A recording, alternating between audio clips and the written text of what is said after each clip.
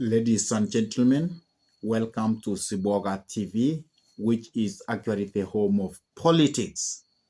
And today we are going actually to do a greater analysis about the implication of Raila Amolo Odinga actually being endorsed to AU and having a working formula with William Samoei Ruto in the Mount Kenya politics. But before we dive in and try to look at those implications, I could request you kindly to take a minute or two and subscribe to this YouTube channel. Give this video thumbs up, share the video to your friends. And if your friends are lovers of politics, then request them to subscribe to this YouTube channel. And whenever you subscribe to this YouTube channel, always remember to smash the bell button, because by smashing the bell button, you give YouTube a leeway to notify you whenever we come up with any political content. And for those ones who have actually subscribed to our YouTube channel, I say thank you. May God bless you abundantly, because you always give us the inspiration to continue coming up with this kind of political analysis. And now let us dive in and try to see the political implication of the endorsement or the working formula between William Samoei Ruto and Raila Amolo Odinga to the mountain. Because as you know, William Samoei Ruto had endorsed Raila Amolo Odinga to go to the AU so that he can be the chairperson of the AU. And many people actually read that as an handshake between William Samoei Ruto and Raila Amolo Odinga. And for the people of Mount Kenya, they feel that William Samoei Ruto may actually betray Rigathi Gachagua, all the people of Mount Kenya. Because in politics, as you know, we have two constants. That means betrayal and whenever the issues of two individuals converge, that means the interest, then you will find that people will come together and work together. So there are people who feel that if William Samoei Ruto and Raila Amolo Odinga will have a working formula, it means that the people of Mount Kenya will lose some of the positions actually they have. Even the development projects they have, you will find that those projects, they might be taken from Mount Kenya, and they might be what? They might be done in another different region within the Republic of Kenya. And that is the fear that the people of Mount Kenya have.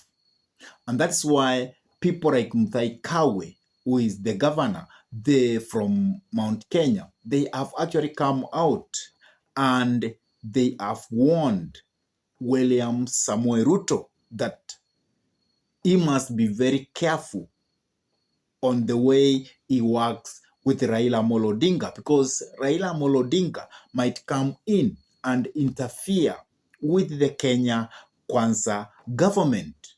And they are reminding William Samoei Ruto that, remember what happened between you and Uhuru Muigai Kenyatta. When Uhuru Muigai Kenyatta actually started working with Raila Amolo Odinga, it made William Samoei Ruto, who was by then the Deputy President of the Republic of Kenya, to be sidelined in terms of how the government work, in terms of the representation, because by that time, the Deputy President actually was actually representing the people of Rift Valley.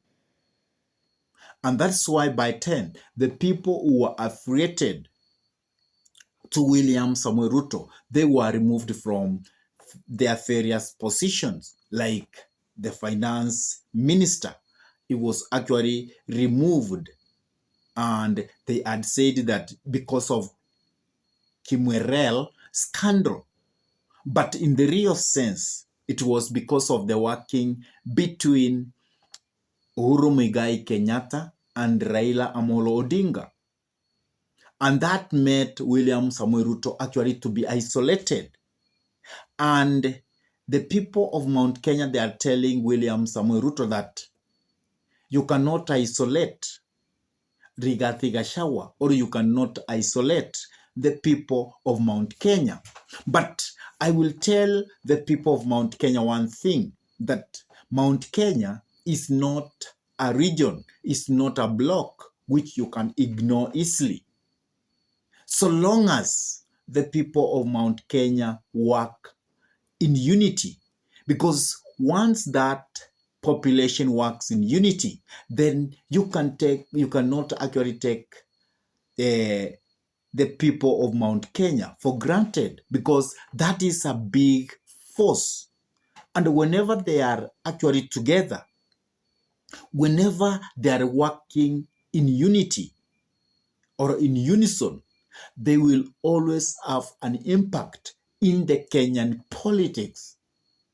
And therefore, if the people of Mount Kenya could work behind Rigathi Gachagua, or could actually follow Rigathi Gachagua for direction, then that means that William Samoei Ruto can not even think of betraying Rigathi Gachagua or of betraying the people of Mount Kenya.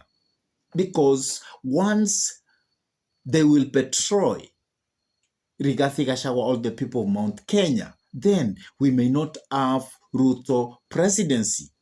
Because Mount Kenya, as you know, it's called a fort-rich nation or a fort-rich region with around 6 to 7 to 8 million voters.